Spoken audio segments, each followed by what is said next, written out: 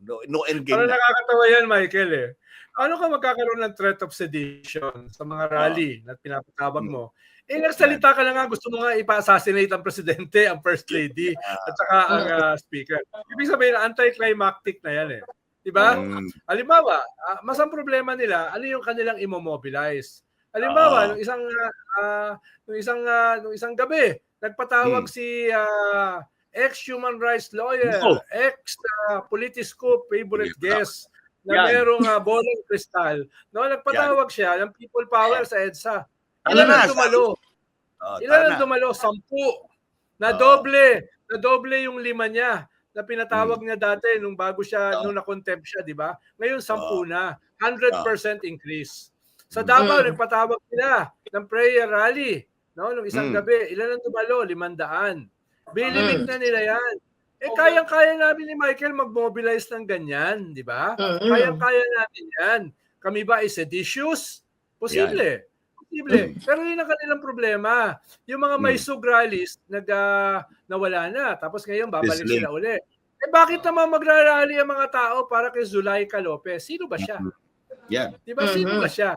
Baka sa impeachment, pwede sila mag-rally. Pero para kay Zulaika Lopez, no?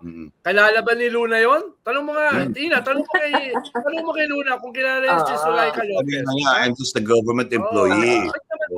Ba't naman sila magrarally, magpi-people power, magse-seditious uprising para doon? So medyo hindi pa. Baka sa impeachment. Bitin pa. Baka sa impeachment, no? Kaya medyo konti pang strategizing. Konti pang maayos strategizing, no? Diretsong tanong sa iyo, Sek. Kasi dati, sinasabi ng mga tao, gusto niya matan ng Congress para makontempt.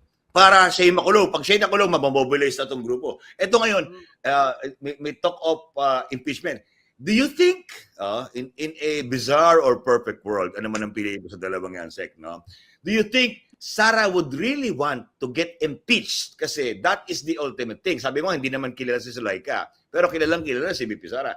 Do you think kapag, gusto niya, ito ang tanong wini-welcome ba niya, inaasahan ba niya, gusto niyang ma-impeach para once and for all, finally, kung may lalabas, mamamobilize, kung may susuporta, lalabas. Parang gano'n, Sek.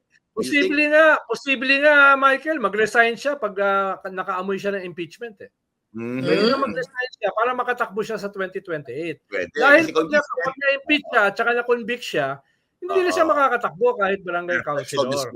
Pero kung matutuloy ang impeachment, magkakaroon ba ng people power? Posible. Actually, dito natin pinag-usapan yan, di ba? Sa politiko. May mga pwersa na nagpaplano. Di ba? May mga nagpaplano na lalabas, magmobilize kung matuloy ang impeachment. No? Pero meron pang isang konsiderasyon dyan.